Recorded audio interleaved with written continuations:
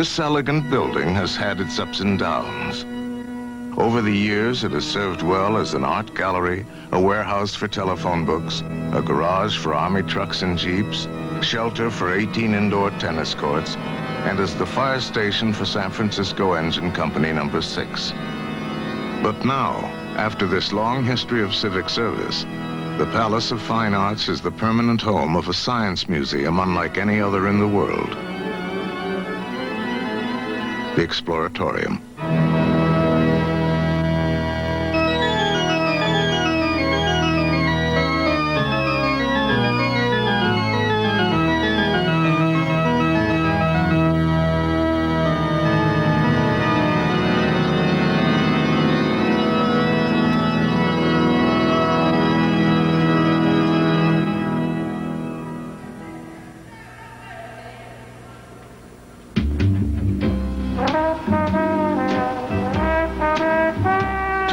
Like most days, the museum's younger staff members have arrived early, before the place opens. Hey,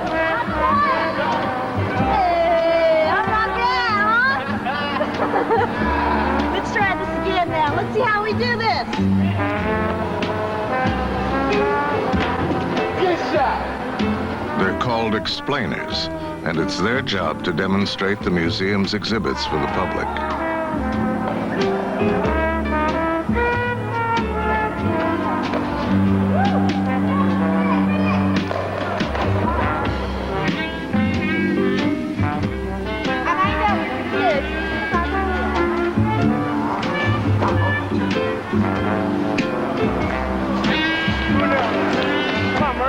Why is Frisbee spinning so it's got an inertia, right?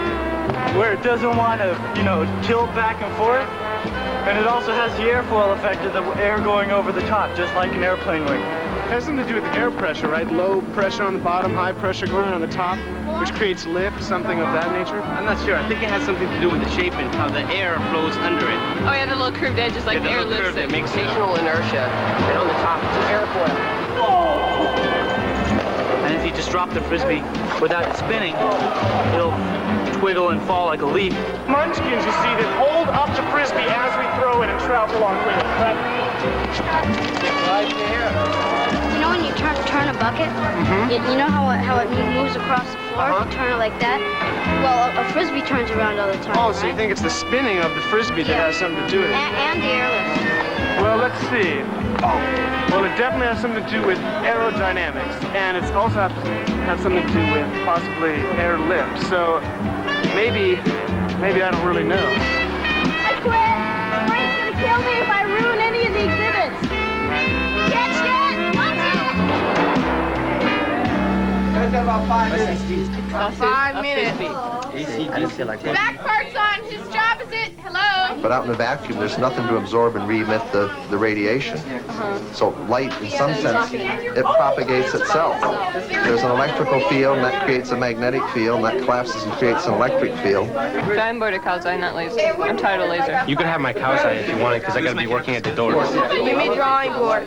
The Exploratorium is run by an unlikely collection of scientists, artists, students, and teachers. And everyone here is a little of each. Light. Time equals 0. So the light that left the star and the light that arrives in your eye, relative to the light, that's an instantaneous event. Darlene Librero started work as an explainer several years ago, while she was still in high school. Shelley, take a walk on that side of the museum and make sure it's on. And then take a walk upstairs and make sure all those exhibits are on. Now she's the supervisor in charge of 28 explainers, who in turn oversee nearly 500 exhibits. The cloud chamber, resonant pendulum, cow's eye dissection, shoe tester, seismograph, aeolian harp, angles, angels, avalanche, neutron radiographs, catenary. I will, please. I always had your first drawing work. I always... We don't have cow's eyes yet. Yes, we do. They Oh, just yes, showed up. they just They're showed nice, up. boy. They're fresh. They got nice brown irises. Look, you had it for the last 2 weeks. You'll pay. Oh, boy. Here. But on one condition. I get it at 10:30, exactly. Okay. 10:30. 45 Exactly. minutes. Okay.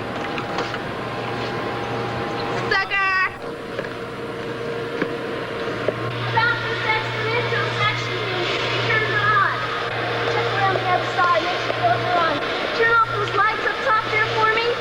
Black sand, brine shrimp, cellophane fish, compound interest, computers, cosmic rays, differential, electromagnetic spectrum, garden of anodes, pretty things, momentum machine, optical scattering, random dot stereo.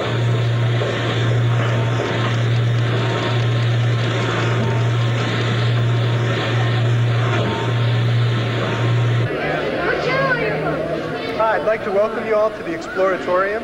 And what makes this place special is that you become part of each of the exhibits. We want you to touch everything, play, experiment, explore. It's all hands-on. You can't break anything, nothing will hurt you, and basically there are no rules inside. Have a real good time. Don't crowd the doors. Just come in this one, and we're open.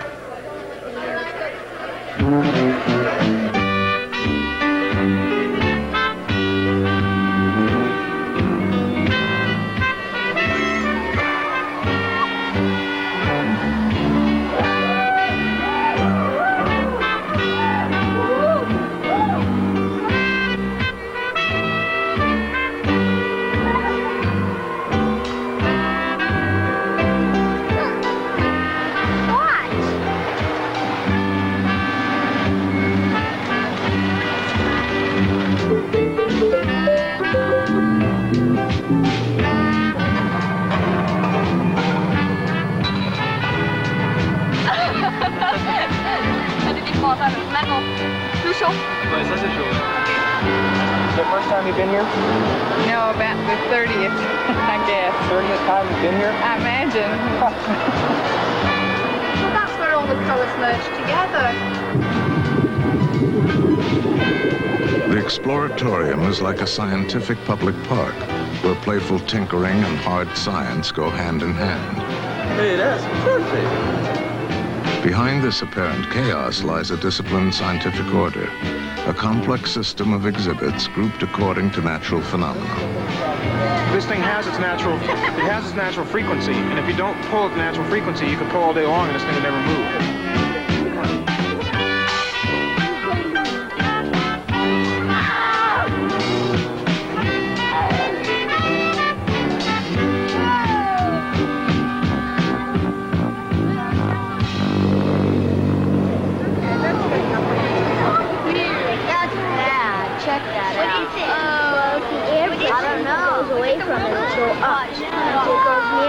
Down.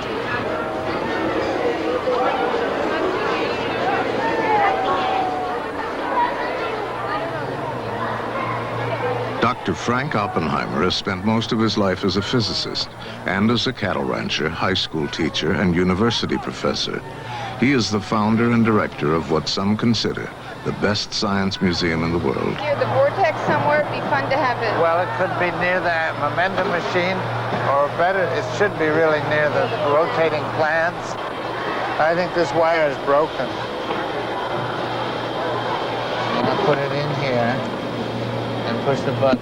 There it goes, back and forth and back and forth. The whole point of the Exploratorium is to make it possible for people to feel they can understand the world around them. I think a lot of people have given up with that understanding. If they give it up with the physical world around them, they give it up with the social and political world as well.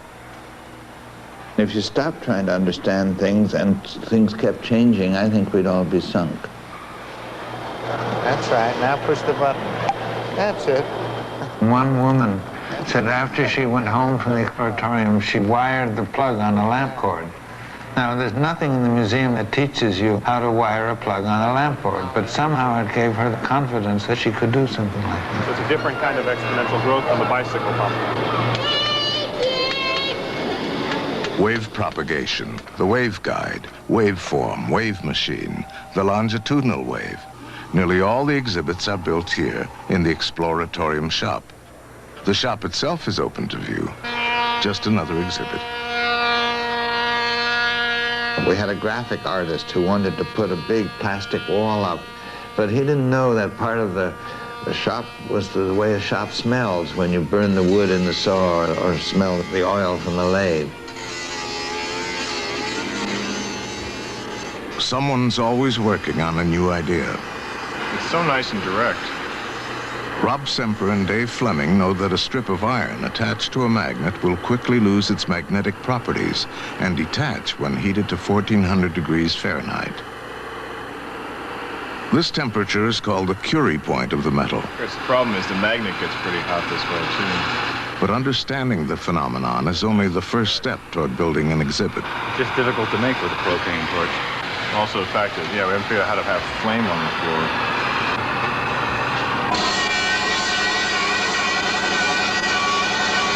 Hold your right hand still and move your left hand. But it's not moving. How many tubes are in there? Just two. Many exhibits are disarmingly simple, and most are understandable at a number of levels. Over there, no. Get out. Where'd he go? I think that's marvelous. Beautiful.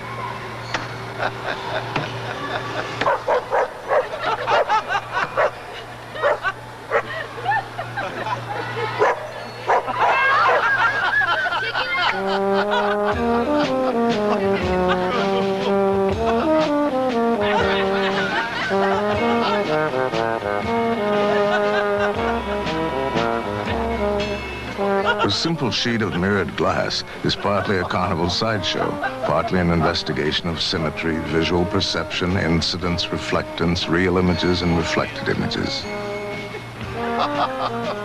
Mirrors I find very confusing to this day, and I think it takes a lot of getting used to. And you start when you're little and learn about mirrors, and it's a lifelong process, really. That's why it's so surprising. It's so different from what you expect. Any mirror is a magical sort of thing. And we pay a great deal of attention to the role of aesthetics, the feel of it, the structure of it, the building up of suspense and the relief of tension. But these are things that have to go hand in hand with much more didactic forms of teaching.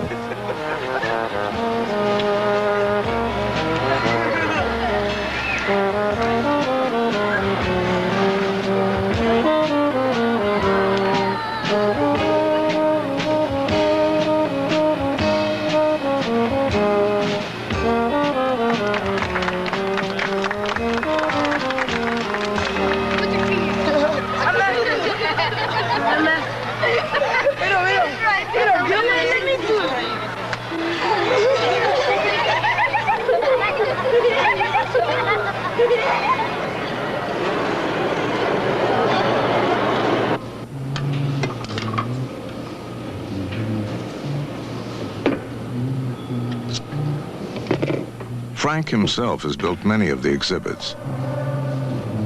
He's from the old school, trained as a physicist in the great laboratories of the 1930s, when most scientists built their own apparatus.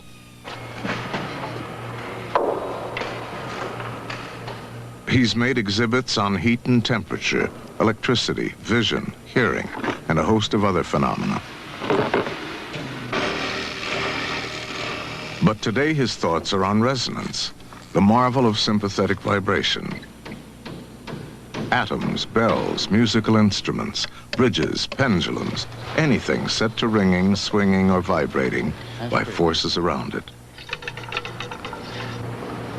I'll put bearings in here eventually, but I want to try it out first without bearings. Frank wants to demonstrate modes of resonance with a simple, large-scale exhibit in which one pendulum will set another into motion.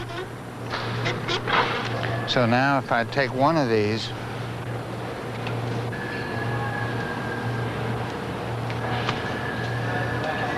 Won't be damned. see how long it goes.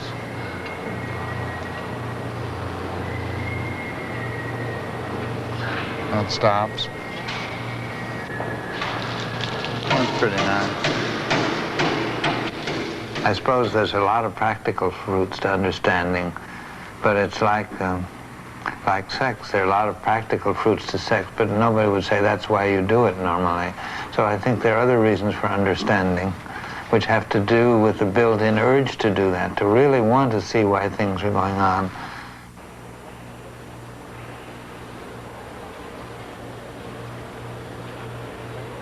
The idea for a Curie Point exhibit has now progressed to prototype stage. Yeah, hot. It's hot. Yeah.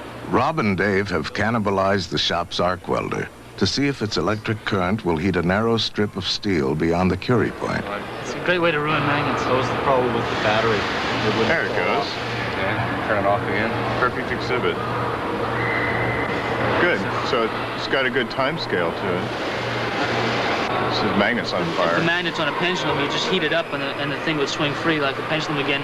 You cool it down and it would suck right back over to the edge. You still would need, you'd have to have really strong small magnet then. That's why I was saying one of Hipsman's rare. Nature is full of surprises. But it's a good idea to have the variac on the... If one sits at a drawing board and tries to do an exhibit, one could do a very good job, but then the person who's building it isn't allowed to react to the surprises that come up in the process of building it. With stainless, have less oxide capabilities. And the result is that things come up which make the exhibit more interesting and more beautiful or more agreeable to operate. That's a great magnet.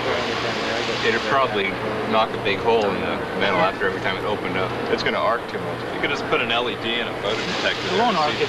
Well, you could have a pendulum, you can make the pendulum a solid rod and actually go back to this technique again. Lost your blade there. Went through. All right. Oh, yeah. Great, well, that solves that problem. That's how long it lasts. Yeah, we'll have to replace it every 10 figured it minutes. out. You see that one structure on the hub of the wheel as it goes around? You can see how the linkages work on this. The piston's going back and forth. That makes the tie rods go, and they're connected to the cam over there. In the museum, it has this social aspect. It's like taking a walk through the woods.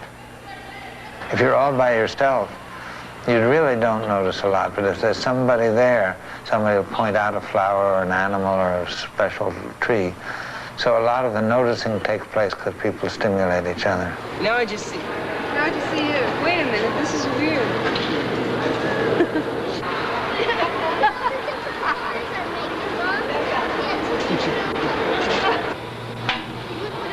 But with the magnet, you can move that 400 pounds. I've got it to go further now, look. That's a freak of nature. Look. It's just like No, taking... you try it. You try it. It's just like taking a drag walk. Yeah, you got it. See if you can see if you can straighten. Many exhibits actually require two people working together, like the pitch changer or delayed speech. Hello? Does that sound like my voice? Yes, it does. Shut up, Ronnie. The prototype for a new language exhibit is being tested on the floor. Noise from a duck call is routed through a vacuum cleaner hose into one of 5 resonant air chambers. Each chamber shapes the noise into a different vowel sound, A, E, I, O, or U.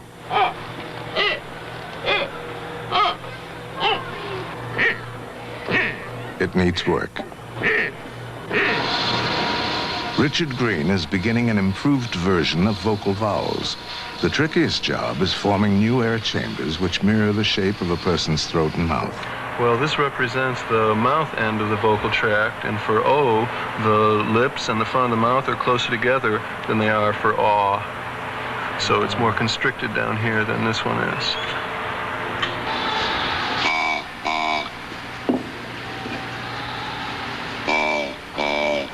It's better.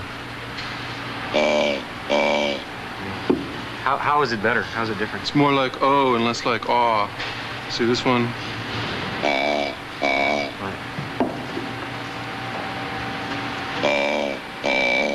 The first thing you ever see about an exhibit here is a full-scale prototype where the phenomenon is really out there in its full glory. So there isn't anything drawn out on paper first. And that means that there's a heavy reliance on the machine shop and there's a heavy reliance on tinkering around with actual equipment until you get to a point where you can see the exhibit. And then that prototype gets played with a lot of people, both visitors and also staff, actually staff at first and then visitors. And that really affects the way it gets built. And somehow that's the experience that gets passed on to the visitors, I think. What really interests me about the Exploratorium is that everyone is so interested in everything and how things work, and this incredible curiosity, and that's sort of how the exhibits get developed. And rather than sort of thinking, well, I'm going to teach something I already know. The best exhibits come when you start trying to teach something you don't already know. And I always knew that there's a Curie point in iron, and that when the iron got hot enough, the magnetism went away. But I've never seen it. I've never done an experiment with it. And it was really amazing to see it happen, and to see the thing hang on to the bitter end until it got really red hot, till it got to the Curie point, and then finally just flip off. And just had never seen that before, and seeing it somehow helps one figure out how to do the exhibit.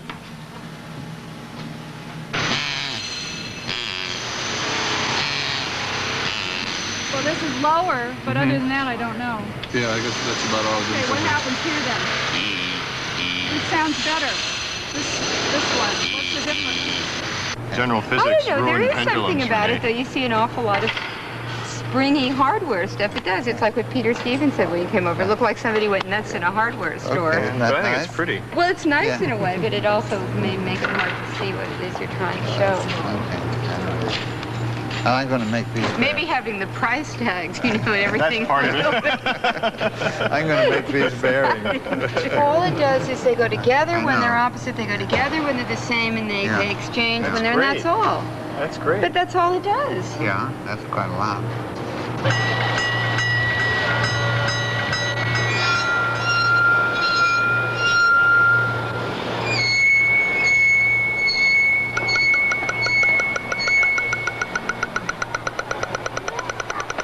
You set out all these wonderful props with some system to them, some structure, like a piece of music.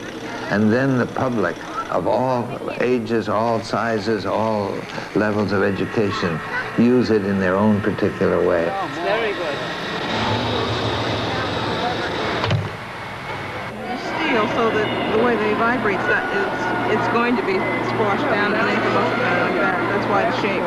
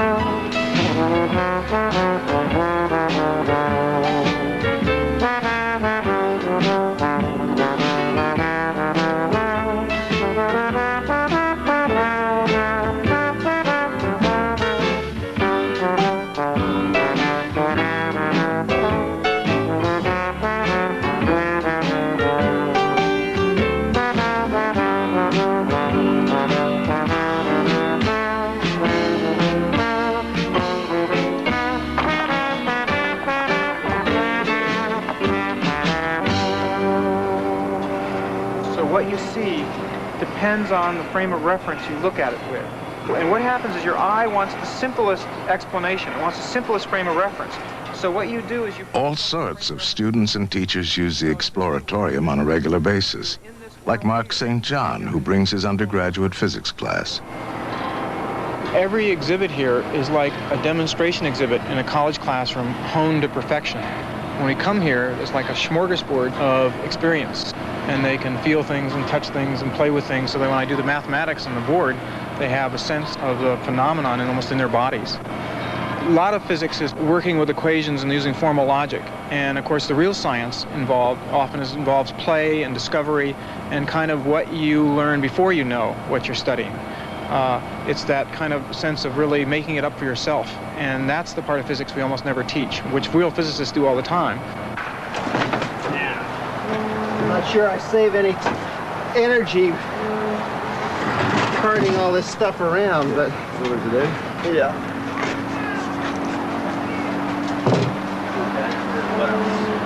The last rack. Oh, this is a wonderful thing that Rick made. It's a disc from a plow. You could just put that out for people to beat on, and that would be kind of...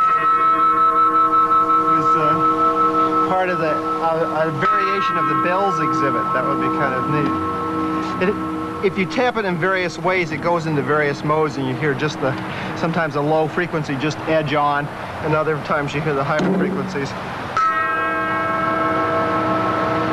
It's a really nice little, somebody's tightened this. It has wonderful mercury vapor tubes that light up blue in the bottom, and the jugs in the top light up, a nice bright color. And it's all 1930-ish design, and I think it should be out as an exhibit, and maybe it will be when the electricity exhibits go. But it was at a junk shop for 15 bucks, and I figured, well, you don't get those things every day. If it ever gets used, it gets used. It's beautiful. Look at that, and it doesn't. A little bit to tip. Yeah. What's interesting is... Oh, you just touch it. You're not pulling it over. No.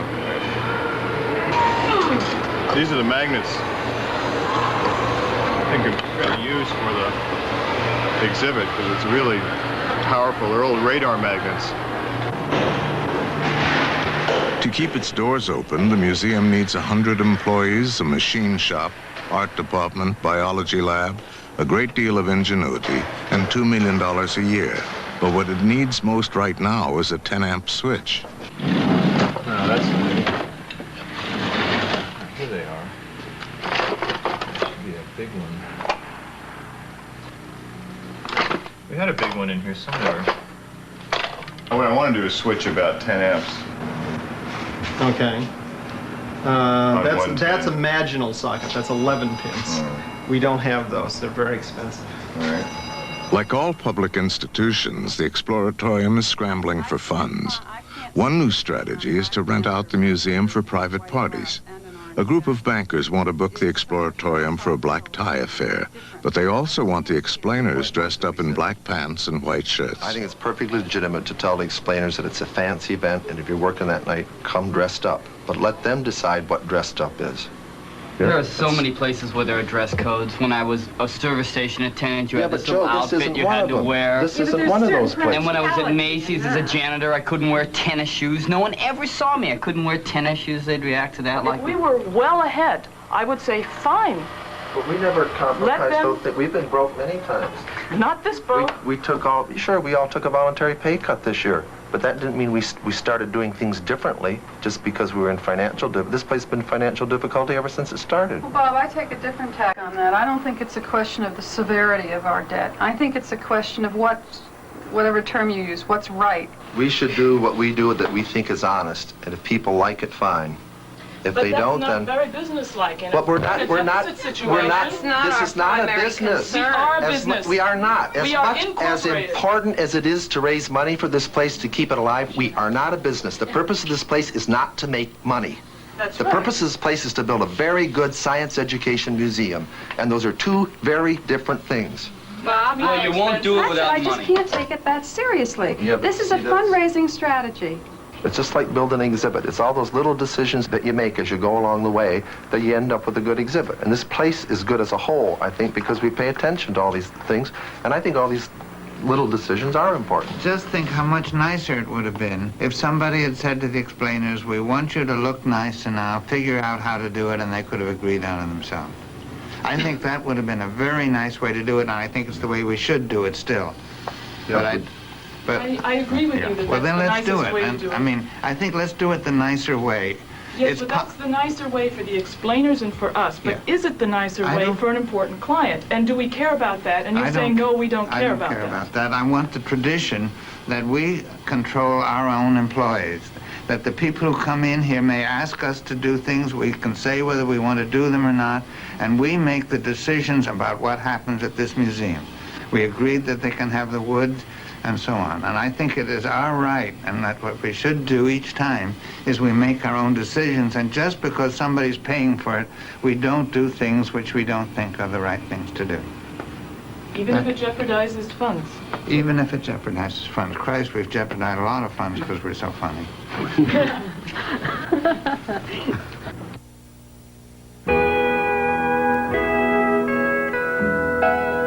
The director of the Exploratorium is an idealist, but he has also been a cattle rancher, and ranchers are pragmatists.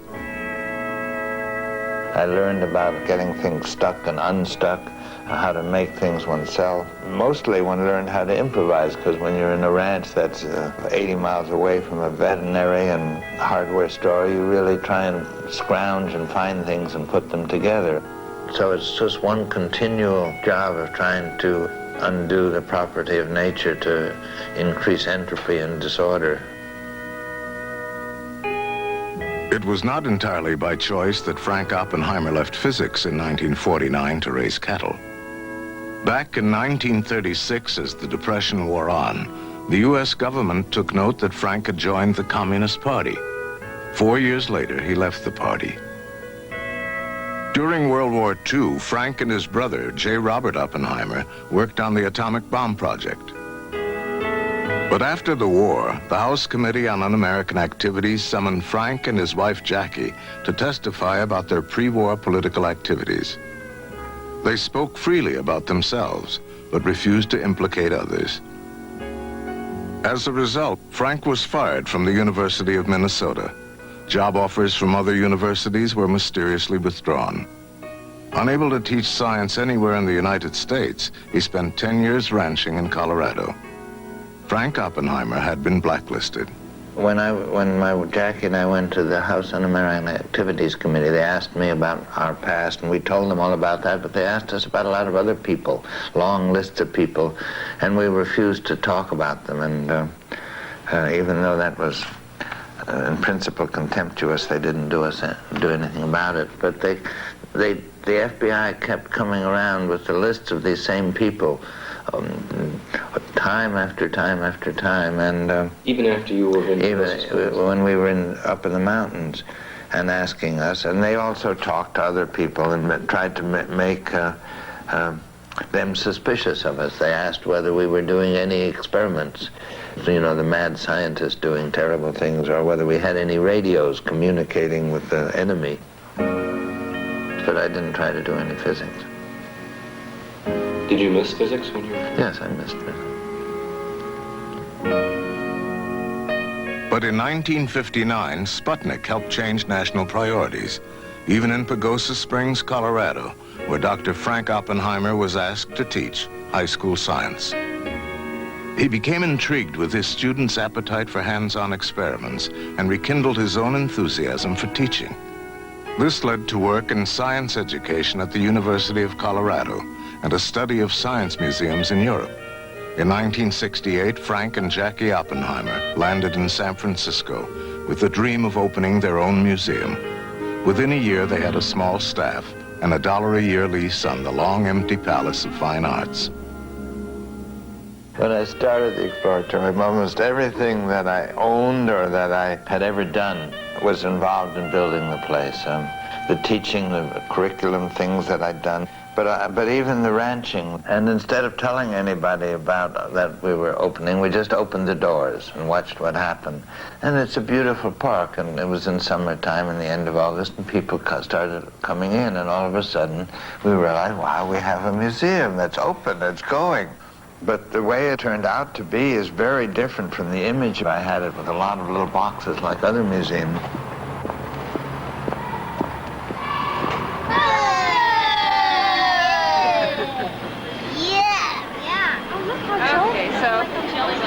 Okay, here you have us what the eye looks like. But first of all, what I'm going to do is cut off all the muscle and fat. Did you find a dead cow to do it? You can even pull that fat more apart from the eyeball itself. That's it. They got two eyes. There you go. This is a cow's eye. See what's inside it. Here's a picture right here. Now what I'm going to do is cut along right here. Yeah. Okay, what you'll see is a jelly-like substance called the vitreous humor. Okay. I know we saw it. Okay, can you see it? Okay, it's like a clear jelly substance, and it's what gives your eye its shape and its form, and like holds it in place. Okay, there, you can see it? Okay, see how it's like jelly? I wish I did. Its shape and makes it hard. Yeah. Okay, I'll take that out. This is a lens, maybe. That feels like water. I know. It's cold, too. Okay, here you can see like the lens inside. Everybody see that? What's that round thing. Okay, and so I'll take the lens out now so you can see. That's a marble, it looks like. Yeah, it does. It's a lens, though. It's the lens of your eye. And I'll hold this up and you can look through it. And you'll see that when you look through it, like I'm upside down. Can you see that? Everything's upside down. How does that do that? That's really what happens when you see something. Did you know, wait a minute, there's little bit on the cow. This is really tough because like they're closer to the ground, they need more protection. Sticky. Is it sticky? How's I? Let's go now. I found out something very interesting. You did? Where'd you find it out? Did you enjoy it? Thank you. No, I see both at once, actually. I see two heads.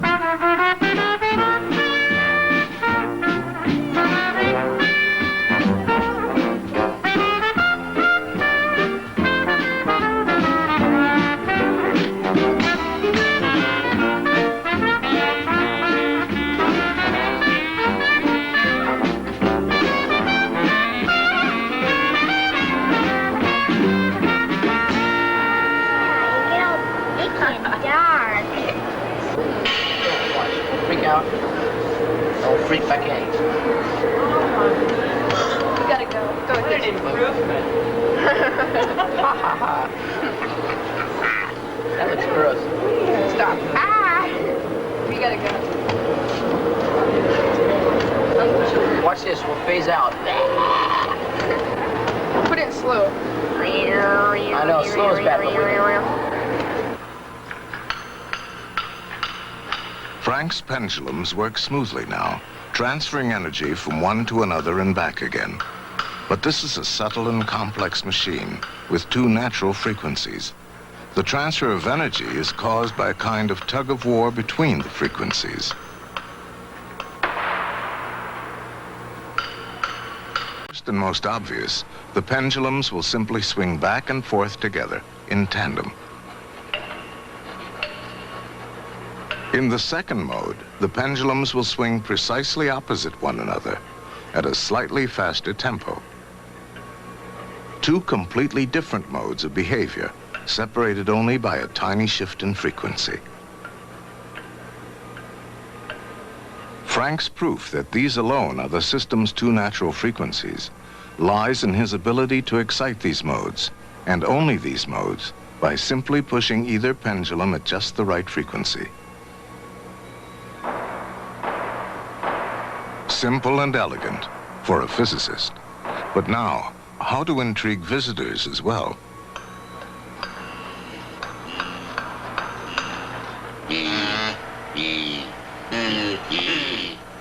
Mine doesn't sound like E at all to me. No, it does to me. Huh.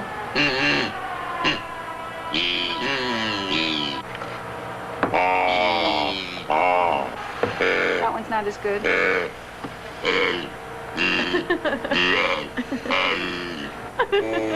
Ooh, now that's an ooh, and with the gravelly one it's an O. How does this shape here correlate to the shape that produces the vowels? Okay, this shape corresponds to the area of your vocal tract at any point along this length. This would be the soft palate where there's that constriction. You have the soft palate hanging down the back of your mouth. This would be the front of the mouth cavity itself, and here would be the teeth and the lips.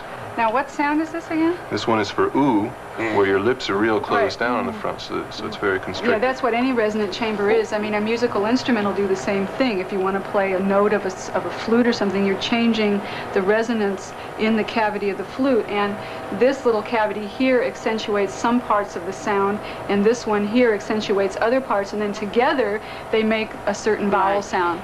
I mean, this doesn't look like a vocal cords, but it's vibrating to act like a vocal cords. And the bellows aren't going to look like lungs, but they're really going to act like it by forcing the air through. And you can use these here, or you can use them on the adjustable one also. So you What would two of these sound like together? Would you like? Yeah, I would. Just occurred to me as you said that.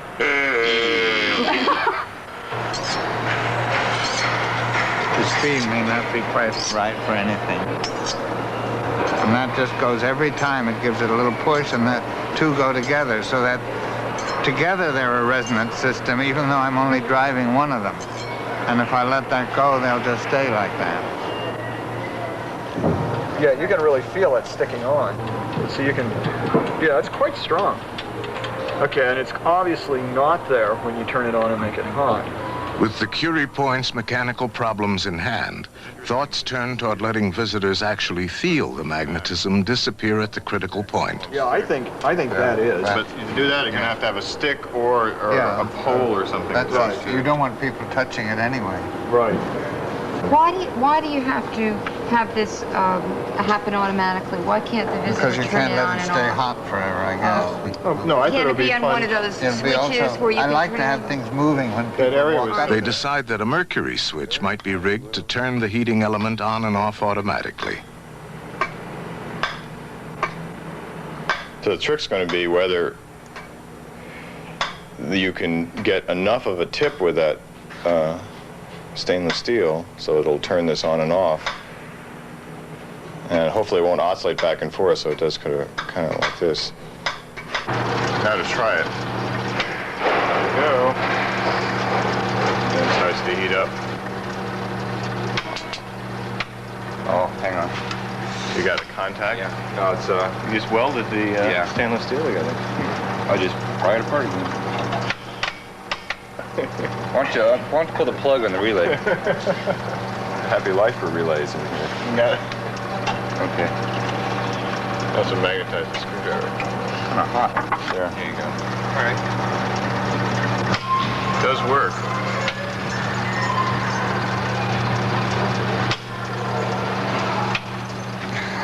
It's pretty weird, isn't it? I love it's not exactly elegant. It looks kind of like a cow jumping off a rock, you know? Somehow I had this picture of a pendulum kind of swinging nicely away. We have one exhibit that's a 19th century projector, and it has a little kerosene lamp to light it up.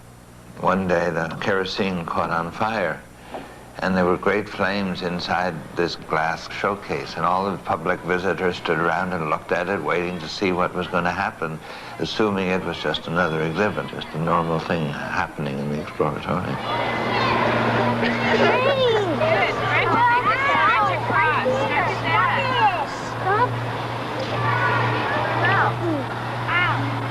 This sand is actually iron. It's really metal. Even though it's in such small particles, it's like sand. See what it feels like? See, and when you take the metal sand and put it near a magnet, it affects the sand. You see? You can also see how the magnetic field goes through you, too. If you go to the beach and bring a magnet, you can take your own sand off it and bring it home and play with it just like this. Oh, he's growing hair! We're cutting his hair. And we cut his hair back on. Great job. Oh là là. Qu'est-ce que tu penses? And it doesn't feel like anything you've ever felt before, but it's a common straight pin. I mean, it's not very complicated also. It's a perforated piece of metal. And depending on how long a pin you use, it depends on how high you should have the glass. 170,000 straight pins. Oh, they have on the table.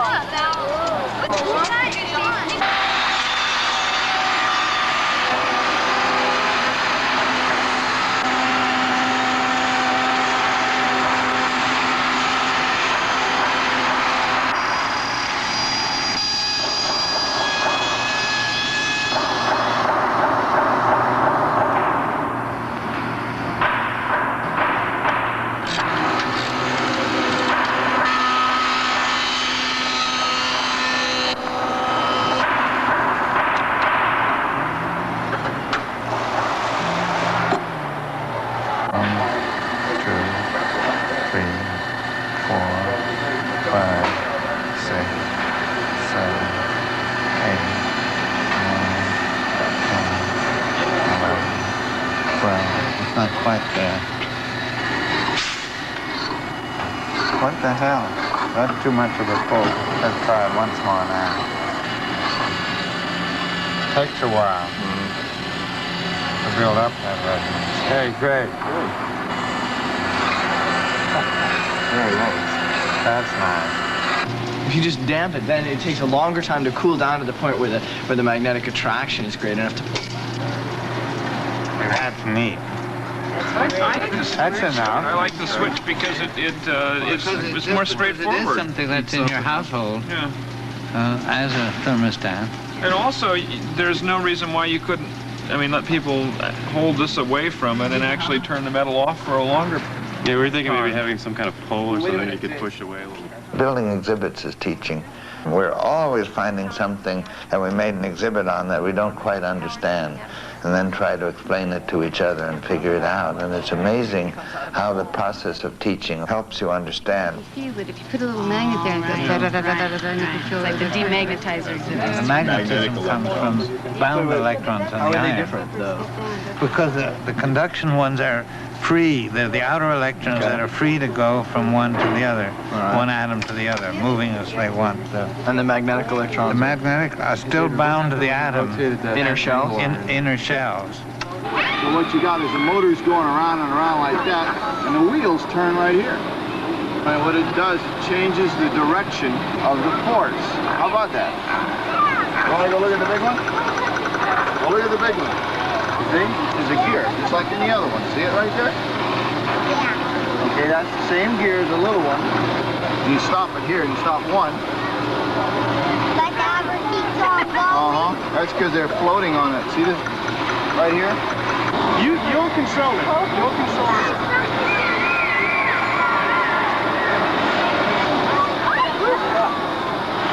And then this slows you down?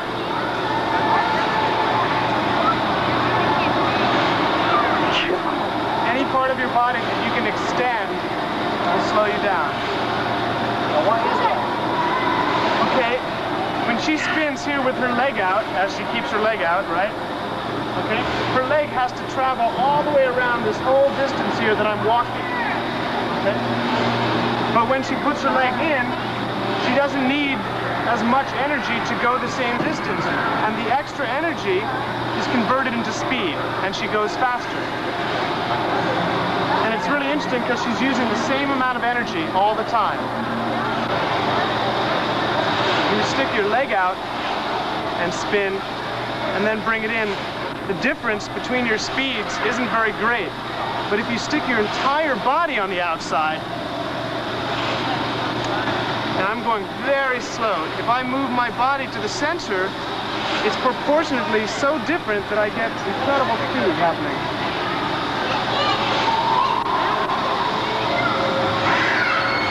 So the greater mass you start with on the outside, the greater the proportion is to your speed. So if I go very fast on the outside, when I come in, it'll go so fast it'll throw me off. Whoa.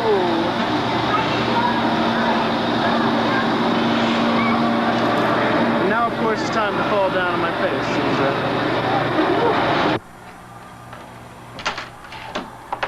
The longer a pendulum, the slower it's swinging. Slower it's swinging. The coupled pendulums, Curie point and vocal vowels are nearing completion. Now for the finishing touches.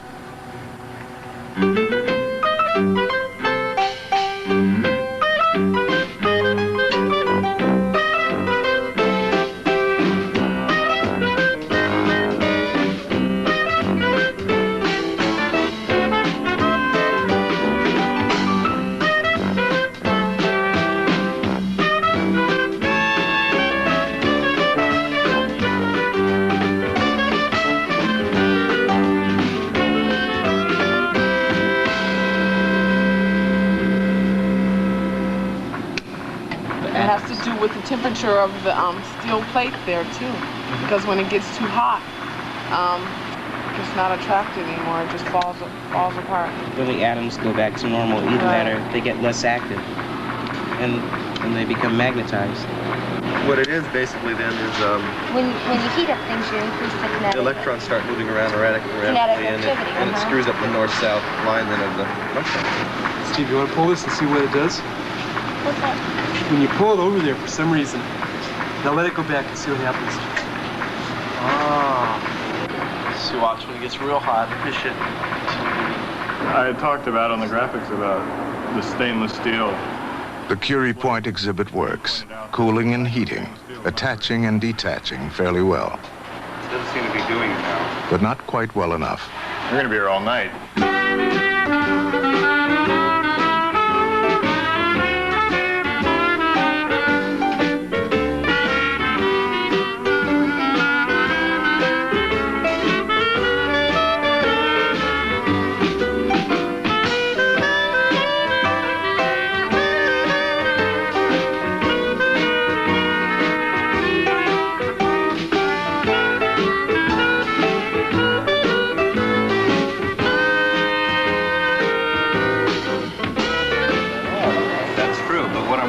Is that it'll break through and we don't have anything. Okay? In other words, be patient. When we get the other stainless steel, we'll go around some more. It's not perfect yet.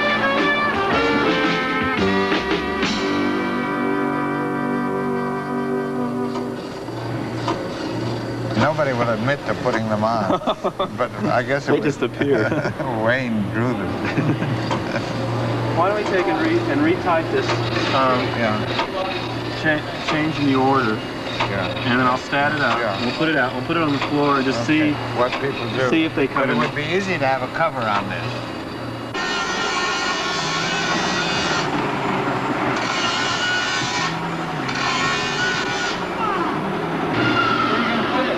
Down near the other resonance exhibits, but I don't know where yet. I should.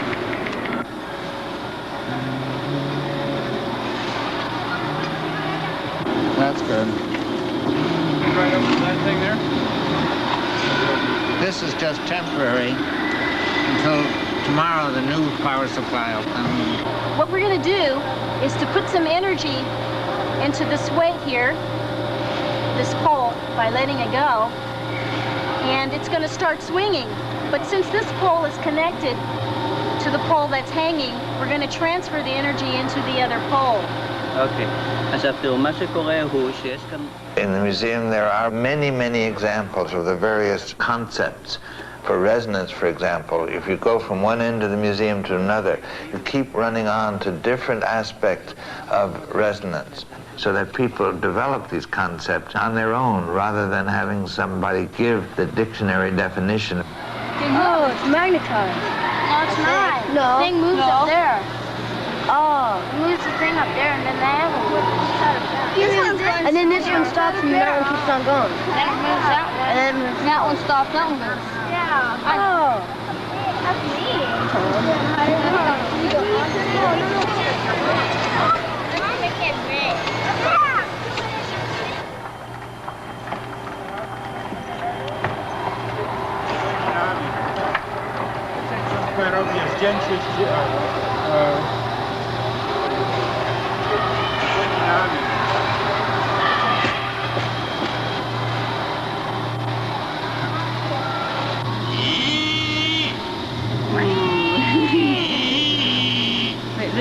Listen to the different sounds. Listen.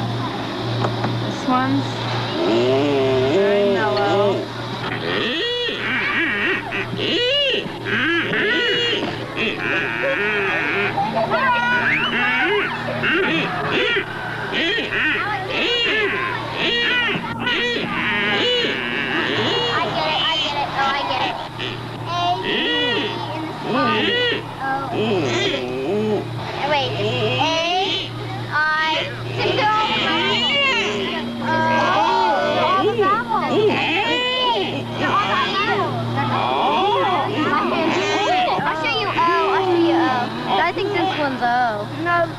Find out. That one's O.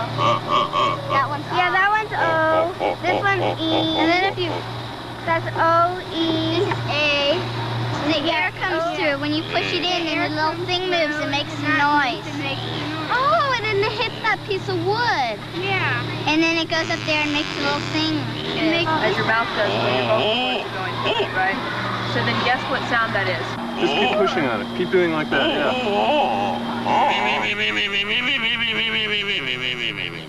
And we do it like this, too.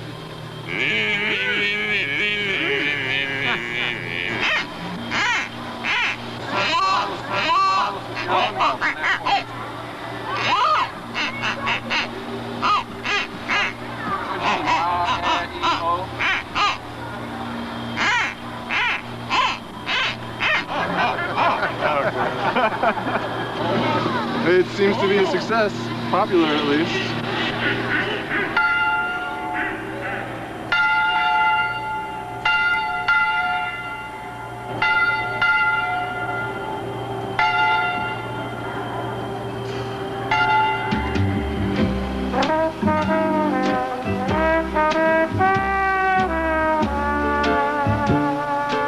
The basis for social change as well as technical change, I think, is understanding how nature behaves and how people behave.